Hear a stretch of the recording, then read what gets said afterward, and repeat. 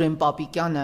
եւ նրան ենթակա անձինք, որոնք ներքին գործերից են եկել, այդ նախարարություն եւ իրականում ոչ մի կապ չունեն իր պաշտպանության հետ, հաշվի առնեն եւ հետ դառնան ու տեսնեն, թե հիմա որտեղ է Դավիթ Տոնոյանը, ինչ ճակատագիր ունի եւ ինչ ճակատագիր է իրենց սպառնում, որովհետև մենք լսում ենք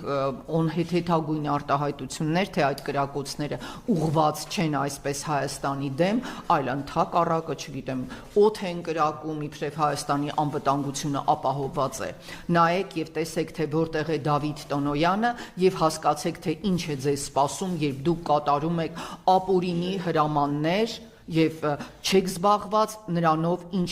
ինչը ձեզ պարտադրում է օրենքը, այսինքն Հայաստանի պաշտպանունակությունը ամրապնդելով եւ զինված ուժերի մարտունակության աստիճանը բարձրացնելով։ Դա շատ կարեւոր խնդիր է։ Եվ իբրև